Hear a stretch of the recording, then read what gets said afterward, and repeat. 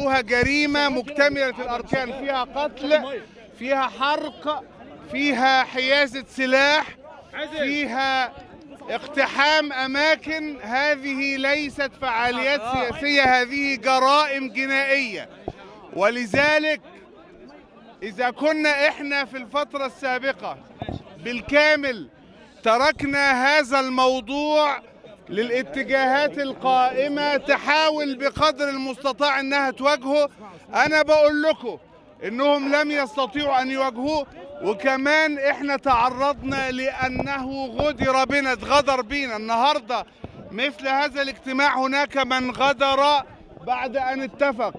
عشان كده إحنا إن شاء الله عز وجل كفة الميزان هنا بإذن الله.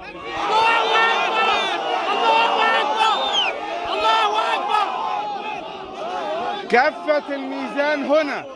وأنا بقول لكل الناس في كل مكان أنهم يتقوا الله عز وجل في هذا البلد ويسرعوا إلينا. إحنا مش هنمشي من هنا حتى يتبين إذا كانت المؤامرة الجنائية اللي هو اتفاق جنائي مكتمل الأركان، حرق وقتل وجرح وحيازة سلاح واستهداف، هذا الكلام لا يمكن يترك.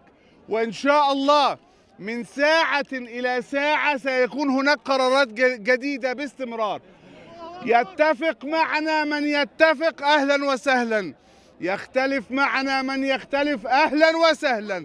وأنا بقول لكم وأنا بقولها صراحة أهو، أنا بقول صراحة الناس اللي هم بيقولوا عليهم سياسيين وأئمة، البردعي، عمرو موسى، حمدين صباحي، السيد البدوي، هؤلاء بهذه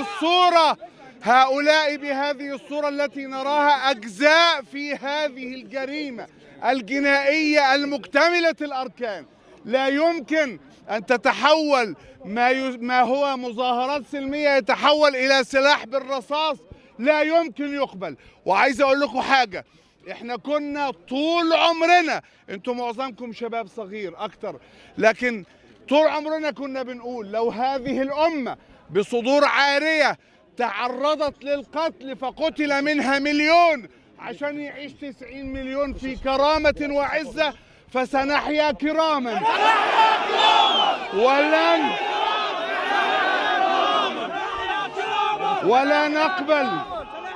ولا نقبل أن نعيش في بلادنا أسرى ونحن داخلها.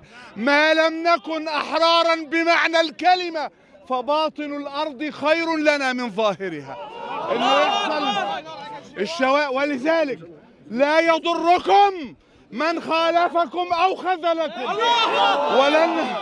ولو لم أبق إلا وحدي ولو لم يبق إلا من معي من قلة لن نغادر هذا المكان وسنطور مهما كان.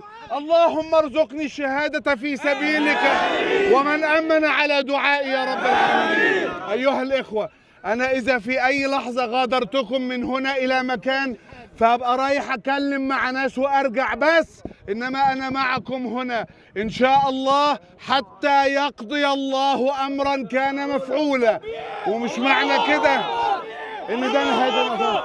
وأنا بوجه نداء لرئيس الجمهورية بقول له مش علشانك أنت، ولكن اطمئن، سيكون هنا إن شاء الله على نواة وتصل إلى الملايين مستعدة أن تكون فداء لاستقرار الشرعية في هذه البلد. وبقول لمن يريد أن يستخدم هذه الجرائم، أنا تركت الوقت مدة طويلة 7-8 شهور اهوت، ومع ذلك الآن لن نتركهم يعتدون ويضربون ونبقى في بيوتنا. لسنا نعاجا. سيرون إن شاء الله عز وجل ما تقر به أعين الصالحين. والله أكبر والله أكبر والله أكبر، لا إله إلا الله.